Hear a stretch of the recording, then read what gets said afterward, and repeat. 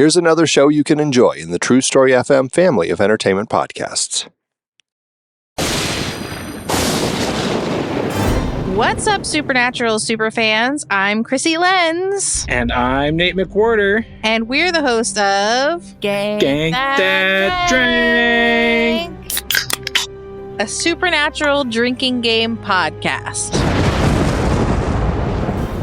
It's the podcast where we make up drinking game rules for a favorite episode of our favorite show, Supernatural. We recap the episode for you and let you know how all the rules played out. Then we let you know the drinking game rules for the next episode, so you can play along. Plus, members get every episode early and ad-free.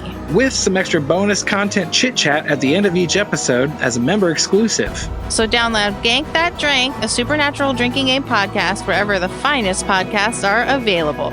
And or become a member at truestory.fm/gankthatdrank. And when you're out there in the world saving people and hunting things, you know, the family business. Keep the Gank That Drink motto in mind. Be excellent to each other and party on, dudes.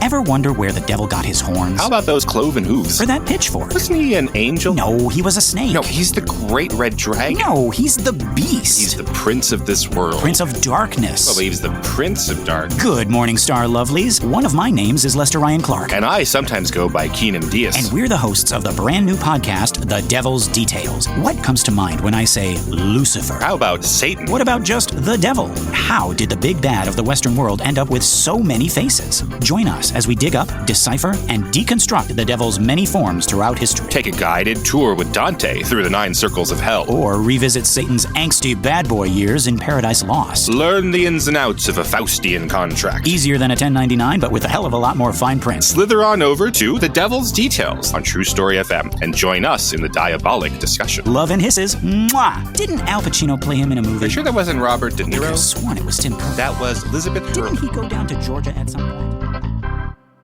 All the Feelings presents Sins and Virtues.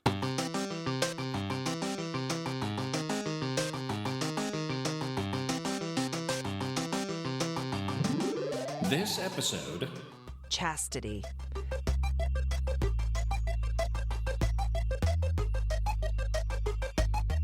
Pete, we are halfway through this season already. This is the halfway mark.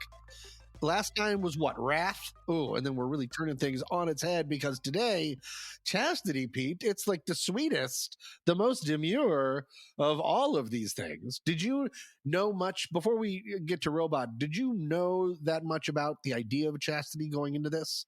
Meaning, that's just not one of those sins or virtues that you talk about that much. Yeah. Chastity. I think this is the thing about chastity. We're going to talk about it. I feel like chastity is listed technically as heavenly virtue, as it is written, right? And I think it should be the 8th deadly sin. What? That's right. I'm such a horn dog. I think it should be a sin. You can't stand it. It should be a sin. Yeah, I can't stand it. No holding back. Can't stand it. No hold back, Pete. That's what they never called you. Okay. That's what they never called me. Yeah. Well, so should we ask Robot to get everybody on the same page? Yeah, let's see what Robot has to say. Hey, Robot, wake up. Please define chastity. Chastity, noun, the state or quality of being chaste. Oh, well, all right, nailed it. Okay, then, Robot, let's go for number 2. Please define chaste. Chaste, noun, abstention from unlawful sexual intercourse, abstention from all sexual intercourse, purity in conduct and intention, restraint and simplicity in design or expression. Okay, so that was 4 different definitions of the same word, and that was a bit of a roller coaster. It went from bad sex to all sex to let's just conduct ourselves nicely to hey, that dress is a little gaudy. We're in favor of Scandinavian design aesthetic. Yeah. So sex is definitely on the table, listeners. You will be aware of that. If sex on the table, Hello, is on the table, but there's also a certain demureness or restraint that has to do with the word chastity, which I've never thought of before. So that is very interesting. Thank you, Robot. Take the rest of the episode off. do we have any opening ideas that we want to talk about? Or, Pete, there is, because I like to zoom in I know. and zoom in hard. I was wondering if you want me to just zoom in real quick. Everything is going to be It's not. This is an innuendo entendre. show. Yeah. Okay. Well, I know you want to talk about a specific, let's call it an artifact of chastity. I was going to say, Mr. Pita, that's you. When you think of chastity, is there a certain type of, clothing or apparatus that comes in your mind? Because there's one that the very first thing, and actually I've talked to 3 different people about the fact that we were recording that this week. All of them brought up one thing. The belt. The belt, the chastity belt. Yes, I think one person, because we were going from wrath to chastity, it was drop the whip and put on the belt. That's the transition that we're doing. Outstanding. What do you know of chastity belts? What were their purpose? When? How were they used? I would like to. I know the answer, but I would like to quiz you to see, because you probably would have the same amount of knowledge about them before I did research. What was it? Was it History of the World? Was it what was the Mel Brooks movie where Men in Tights? Was it Men in Tights? And she has a massive chastity belt and a huge padlock on under her bloomers. And famously on the chastity belt, this metal, back in the medieval times, whatever chastity belt, it says Everlast. Yes. So it's like a boxer. Yeah. So the extent of my knowledge of chastity belts is lampooning them, right? So I don't really know what they I assume the church made them. That's what I always assume. And to do what? Just take us over the basic finish line, and then we'll get into it. What was the point of them? The point of them was to prevent people from having sex, because I think it was like back in the days of Elizabeth I was like the Virgin Queen, right? Like that was because it was putting purity above all else, and sex was a rageful distraction from, and an immoral distraction from pure living. Cool. Okay. Yes. I would like to zoom in, as I do hard, a little bit. Traditionally, they were used by men in the Middle Ages to protect their wives' virtues while they went off to war. So it's like, like you lock up your wife's downstairs, and then the man has the key, he leaves, and then you're not able to, the cat's not able to play while the mice is away. That's not how that phrase goes. Turn that around. That was the old medieval phrase. That's actually quite good. They would be locked around a woman's hips with the key being held by the husband. And chastity belts appeared in medieval texts dating back to the 15th century. Do you want to know the earliest recorded mention of a chastity belt? Oh, God. Here we go. Judas. Nope. It's Konrad Kaiser von Eichstätt, the most German engineer known for designing siege technology. He apparently wrote about the device in a manuscript called Bella Fortis, which means strong in war. And it's mainly just a catalog of military gadgets. And then in it, he included the chastity belt. That's the first time that an actual drawing and the idea was officially brought up. Wait a minute. That's crazy. The chastity belt was included. Was essentially militarizing abstinence. Well, because it was involved with when your people are off to war, mice and cats, whatever that phrase. And we still haven't gotten to the bottom of that phrase. Yes. Well, can I tell you something surprising? Because you already hit the nail on the head, whether or not you knew it. Because you said you're really only present and cognizant of chastity belts when they're being lampooned. Yeah. You know what, Pete? There's a surprising problem with the entire idea of chastity belts, because they most likely never actually existed. What? Hold on. Instead, kind of like the term humble pie that we talked about a few episodes ago, the chastity belt was kind of a joke that got taken way too seriously later on in history. Oh my God. Now, you told me last night, you said, do not look this up. I say now, I am so glad I did not look this up. That is fantastic. So chastity belts, do they actually physically exist? Yes, they can largely be seen only in museums, including the Science Museum in London. There is also a belt on display at the Musée de Cluny in Paris, which was alleged to have belonged to Catherine de Medici. It's a word I should know. Anyway, Medici, the one-time Queen of France. Yeah. But here's the thing. They tested the metal in Medici's belt, and it was revealed that the metal originated in the early 19th century. That's hundreds of years after her death in 1589. What are we doing? Made as a prank? What are all these ideas? Where did these ideas come from? Okay, remember I talked about Heinrich Steinmann in German? Before him, let's go back to where so many things begin. Ancient Rome, Pete. Oh, the sights, the smells, the tunics. Mm-hmm. I found an article written by Sarah Bond, who is a professor of classics at the University of Ira Glass of Iowa, where she explained that brides in ancient Rome wore white tunics, follows up, but with a Herculean knot. These are also known as reef knots or love knots, to signify her chastity. And it's just sort of like loosely worn around her waist. It's not really breaking any contact, but it's there to symbolize ever dying love and virginity. It's called a Herculean knot because it's extremely hard to untie. And then her husband would untie the knot on their wedding night. A lot of people think this is where the phrase tying the knot originated, even though it would be untying the knot. But again, it's untying, but we get everything wrong. So the idea of protecting a woman's downstairs from non-husbands started in ancient Rome, and it persisted, but only, it seems, in writing. Because Germany McGerman von Eichstadt, who wrote about the device in his battle book, he was probably just joking. Because his book also described like tanks, and I'm not joking, that run on flatulence, like fart tanks. He talks about certain devices you can step in to be invisible. Like he makes literal jokes in his book alongside actual seed technology. Does it seem like, did anybody close the book and see that the title was like Der Mad Magazine? Right. It was the Cracked of its time. Yeah. And so it was just an idea that someone had, but it was so catchy that it was that kept on, but it was never really used. There's actually a Professor Albrecht Classen, another German, went as far as to write a book called, and this is available on Amazon, the Medieval Chastity Belt, a myth-making process. He wrote it because he was so fed up with it keep coming back up and back up and back up in history. And he was like, it was a joke. Why does he say they never really existed other than jokes and ways to sell things to museums? Well, I already mentioned that none of the metal tested comes from medieval times. So the basic premise doesn't work. Do you have another guess that maybe he might say chastity belts probably weren't in a lot of use? I know, I'm putting you on the spot. You really are, because they hadn't invented locks. Nope, we had locks. Locks were figured out. But what we hadn't figured out was hygiene.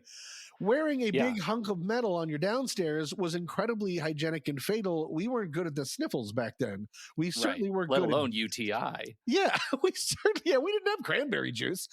And so instead, we're just going to come up with junk handcuffs. Now, do you remember, like last episode, someone died because they ran up against a gross tooth?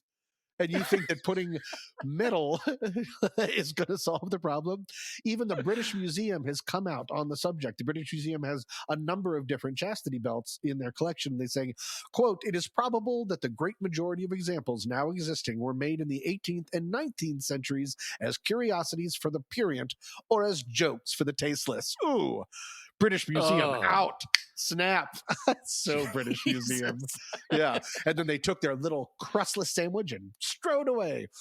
So yeah, they were just like, the idea caught on, and then people started making them later as curiosities. You could go to like traveling carnivals and see them, but they were probably almost certainly never actually used. A very popular joke throughout history, and again, history jokes, we take what we can. There were always these pictures of a husband locking up, drawings, etchings, locking up his wife on with a chastity belt as he's preparing to leave, and then on the other side of the curtain, there's a little scallywag with another key, just waiting to get in there, like ha ha ha. So it was all about male fear, and trying to keep women unempowered, the basic cool stuff Yeah. that we right. always We're love so to do. good at stuff. Yeah. That being said, Wow.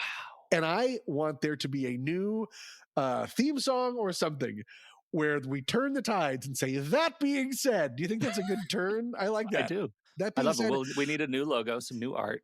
they're an enormous amount. And yes, I am on all sorts of internet watch lists now, which is fine.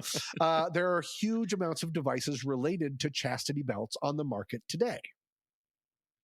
But the tables, that being said, but the tables have largely turned, and in a wonderful way. A popular device in the BDSM community is called a male chastity cage or a penis cage. And it gives women or other partners complete control over their sexual ability of their partners, meaning that you are locked up and so you cannot engage in traditional sexual activity until your partner unlocks it.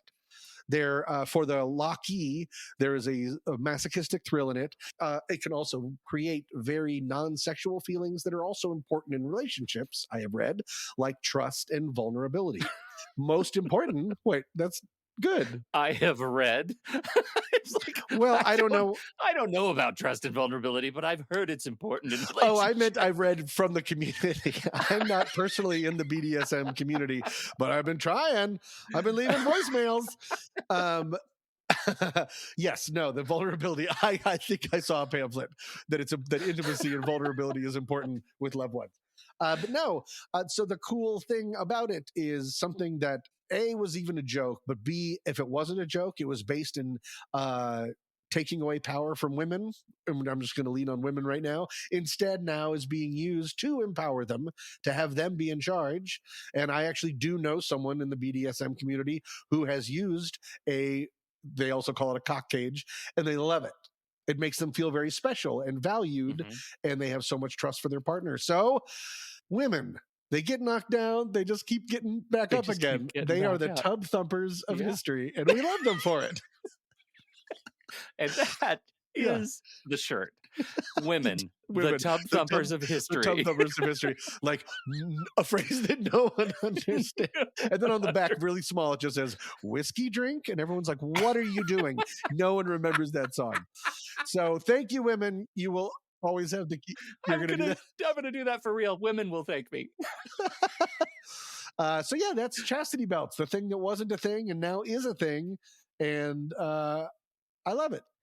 I like when things sort of come all around. I mean, that was, speaking of a roller coaster, that went up and down and all around to end where we are now, where is a sign of empowerment, which is great. You unknowingly have given us a perfect segue into my next story.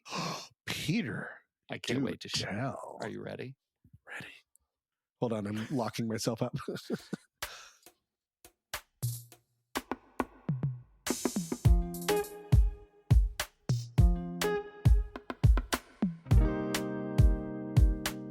We are certainly not ones to kink shame here at All the Feelings HQ. Anything but. In fact, we think you'll find we're far more kink celebrant than shamers. But every now and again, a kink-adjacent story crops up that allows us to perform the right and good duty of tech shaming, right where it counts. And today, I bring you a real leg crosser. This is the tale of the Cellmate Chastity Cage, a high-tech device that allows you to put your love under lock and key. That's right, it's a male chastity device. Here's how it works. You put your device inside this device, and then you place a hardened steel clamp on the underside. This sticks behind your testicles, firmly locking in place and making the lock nigh impossible to remove. Further, it's a smart lock. It's locked over Bluetooth on your phone. You can fully give control over your device to your partner, giving them complete control over your device's use and disuse. Misuse? Anyhow, you will be shocked, I tell you, to hear that this titillating technology has a major flaw. Security researchers discovered that malcontents could very easily exploit a flaw in the code and take control of these devices, like all of these devices, leaving your device in a rather tight spot. Wink. Here's the kicker. There is no manual override. That's right, there is no key. There is no secret password. There is not even a whispered open sesame. The only escape routes involve either bolt cutters, a very delicate operation you definitely don't want to attempt at home, or a MacGyver-esque solution involving dismantling the motor on the top of the device and shocking it with electricity. Want to share your love without becoming disjointed? Become a feeling friend today. For just $35, you can get all the playtime you want while knowing that you're a supporter of this season of All the Feelings. Plus, you'll get access to your very own members-only podcast feed, chock full of member-only extended editions of our episodes, member-only episodes, our trailer archive, and so much stuff. So jump in now, support the season, and know that you're also supporting Pete and Tom, all without the risk of getting your privates hacked by a 13-year-old Girl Scout in Nebraska. Visit allthefeelings.fun to learn more, and thank you for your support. Back to the show. Tom, hi, Peter. it's Pete from the podcast. Pete, this is Tommy from the podcast from before. Okay, Hi. good. Yeah. Thanks. It's good that we know everybody on the call. Mm. I may have come in hard-edged on podcast, on Chastity in the beginning of the show. You remember, it was a few minutes ago. Yeah. But I still agree with myself then. I think chastity is ridiculous. That's not saying that that the ideas behind it have some utility. But historically, chastity, you already talked about the chastity as it relates to men and women control over wives while the men are away fighting the war. Right. You might be surprised to learn that the church has some opinions on chastity as well. No. They do indeed. Okay. It turns out that in early Christian thought, chastity was highly valued and associated with spiritual purity. Sure. When you're praying, do you find that you're non-aroused? Yes. Okay, good. That's right, because they're always watching. During the Middle Ages, chastity was particularly emphasized for clergy and nuns through vows of celibacy. Now, in the spirit of everything we just talked about chastity belts, it starts to ring a little bit harsh that the church is now exuding essentially the emotional chastity belt control over its legions through these vows of celibacy, which I find unpalatable. In the early modern period, chastity becomes a powerful political religious concept. So here we are, politics has gotten involved, and now we have something else to hate people about. Elizabeth I mentioned earlier, the Virgin Queen, was central to English Protestant identity, right? This became a thing that was central to how they viewed themselves. Purity equals goodness equals I should just, keep it in my pants because that's not because I don't want my spiritual reputation to be sullied. May I butt in with a question, or maybe you can tell me to punt it if it's not the right time? Yeah. So the reason was because sometimes, like, especially with religion, certain rules start as like a survivor manual. Yeah. Don't eat this at this time because we didn't have refrigeration. Don't. Yeah. Right. Even potentially you can see the idea of anti-homosexuality because we need procreation or else the tribe will die. And so the idea being, what was the reason for this? Was it disease rampant, or was it just like, what was the social reason, or was it just straight doing this if you're having too much intercourse, you're not thinking about God enough? That's a really interesting question, right? The relationship of chastity to health. And, in pre-Enlightenment periods, like pre-Enlightenment art and medicine, women were, well, I should say, in medicine writ large until very recently, women were considered frail and prone to illness, right? Like due specifically to their anatomy, right? Yeah. And so, their lives were thought to be endangered by a lack of chastity. Got it. Because hygiene was rough, whether you put a belt on it or not. Yeah. We've talked in this show now years ago about hysteria. Do you remember? Because it was your segment. I do. I actually just said, when you were saying how we used to think about women, I said the word hysterical. Yes. Yeah. That we had floating uteruses and things, that they were completely bound up because of the way that they were made. They were incapable of managing their own emotions, feelings, actions, all of that. Yes. Gross. And you'll be shocked to hear that connection was also linked to a lack of chastity, right? That women who come in hysterical, one of the early questions they ask is, are you chaste? Right. Have you been in the champagne room? Yeah. Exactly. And this opinion dates back to the Egyptians. So, And is that rough. because we're saying that it's about health, but really it's just about control, and we don't want women to be free? It's got to be, right? It's usually societal control also of. Okay, got it. And of course, in the early 20th century, prostitution and venereal diseases were Right. directly linked. That's the survival yeah. manual part. Okay, Yep. got it. Yep. That's it. And it was part of like social reformation, right? That, we can, if we are chaste, we can stamp out disease. But the big dog in this particular fight is moral and physical purity, that the idea of chastity is conflated too often with physical cleanliness and health. And in the late 1800s, you end up with this increased focus on personal hygiene and the prevention of sexually transmitted diseases, which is good. And also that where the church is levying these, the control mechanisms of being chaste also leads to purity before God. Right. I don't care much for that. I mean, I care for the health. This is the thing, right? Don't you feel like it's hard to have a conversation about chastity in this year, like of our times? Like, I find like if we're going to have a discussion around sex and celibacy, that discussion should not be aligned anymore with dogma. Is that a fair conversation point?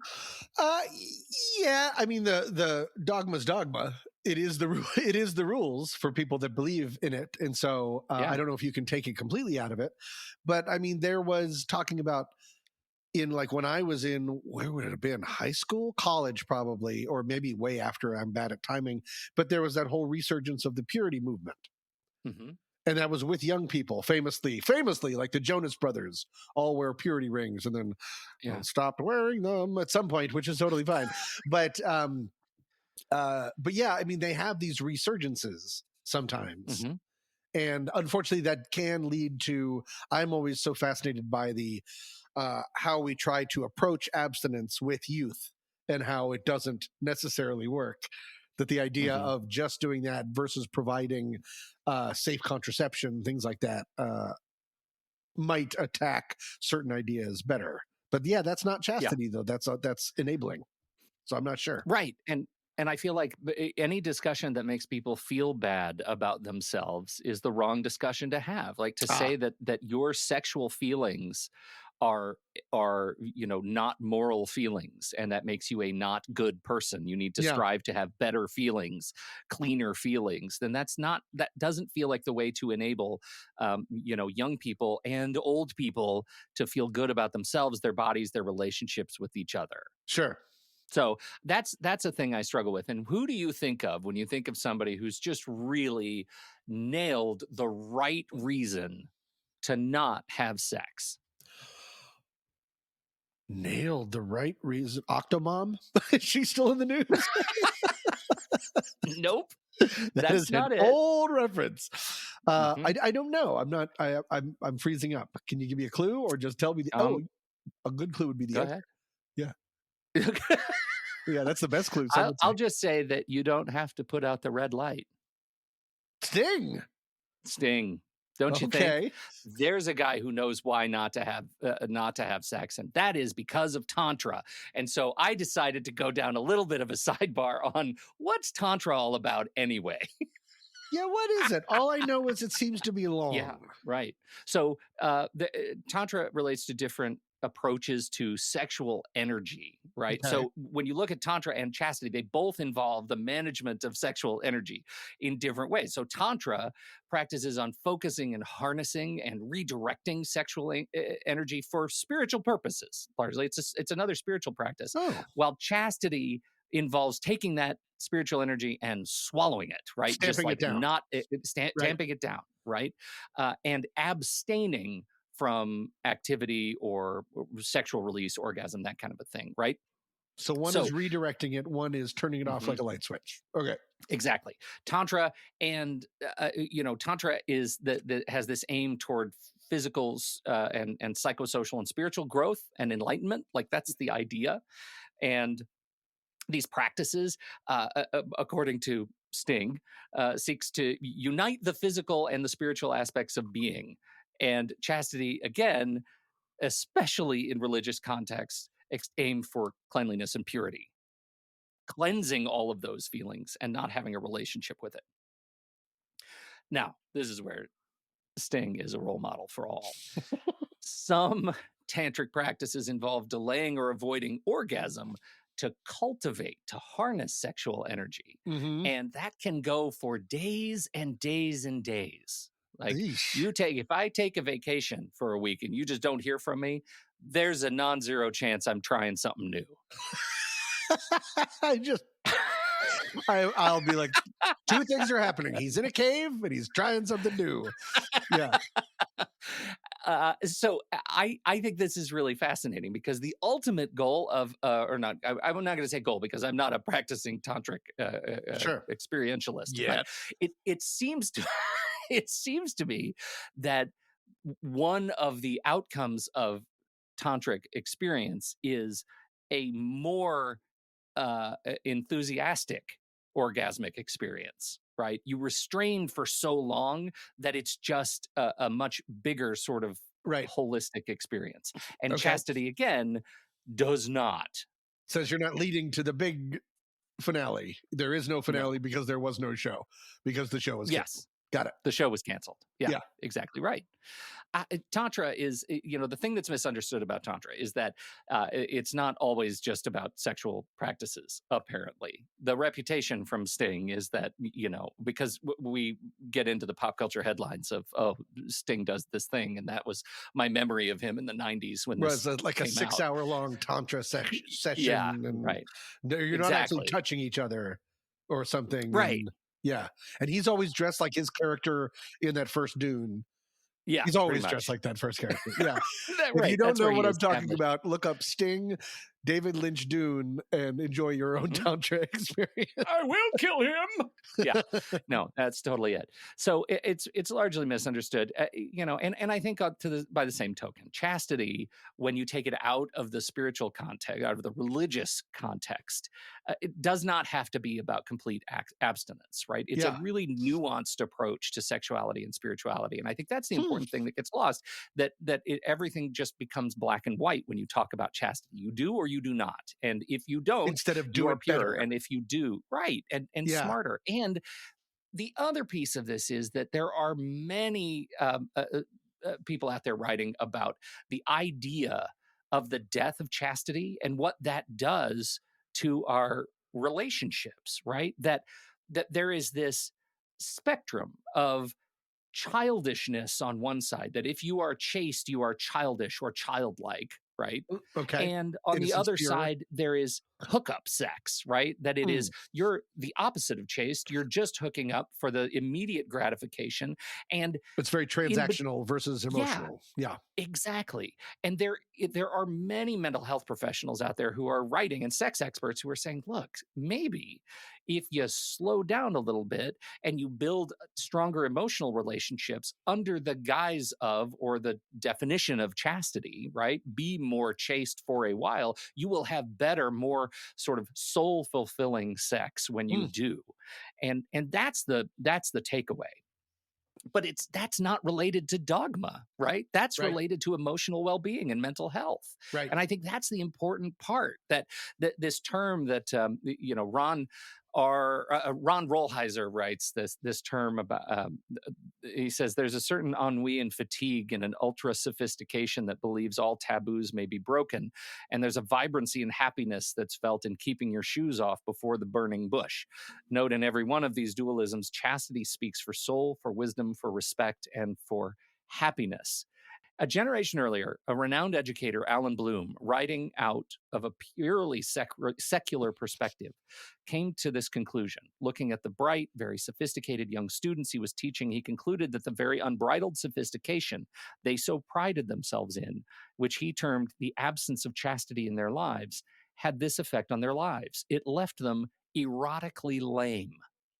Oh, Yeah. like a horse that needs to be put down. Yeah. Yeah, that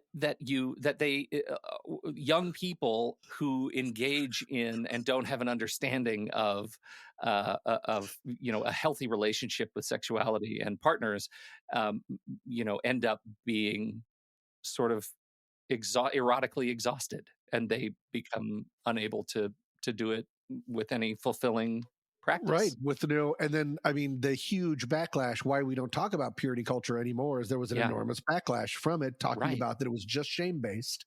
And people were growing up filled with shame and regret and grossness and feeling like they must be dirty because they're feeling these dirty things.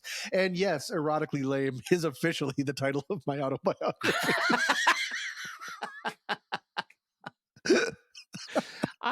It's funny. As a parent, it's interesting. Like you get these choices that you get to make about how you talk about sex with your kids. Mm-hmm. And, I know that conversation is mixed with, all of the signals that they're getting from everywhere else. Right. School and teachers and peers and all of that. Madonna. But ultimately, I heard once, and I've often repeated it to my kids, that sex is fantastic. And it is the very best thing that you can do with your body with a partner that as you mature, because it gives you all the fun and all of the dopamine and the release. And it's not a drugs or alcohol. I'd vastly prefer my kids explore their young adult lives sexually than, through substance abuse, because before their brains are developed, there's just more of a likelihood of addiction and making bad decisions. And so teaching them not just that it's okay to have these feelings, but to do it healthily and with consent, and like those are the guidelines to talk about. Not don't do it because you're not a good person if you do. Right. If you feel strong about doing it, do it right. Do it in a way that respectfully. Yeah, respectfully. So I don't know. That's me. I don't know. Does this give you any new material for your bit for a tight 10 on sex? And you mean before we go out on tour? Yeah, before the tour. Yeah, when you're doing your crowd work. I completely agree. I think the best thing, you've said 900 best things in this episode, but my favorite one is always black and white. Mm-hmm. Whenever we reduce things to black and white, that's where the mistakes are made. It's a cliche to say, but life is in the gray. That's the whole point. Mm-hmm. But finding your gray that makes the most sense for you, but is also helping another person, is also doing things in a healthy, fulfilling, and hopefully meaningful way, will always be a more valuable experience. And you will not find that in the black or white. No.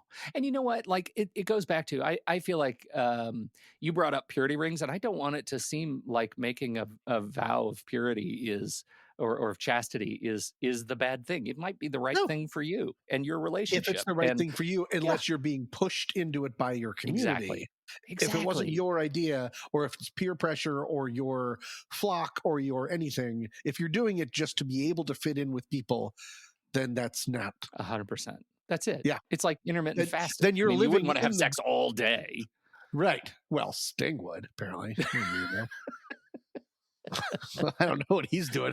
Like, brother's got errands. I can't.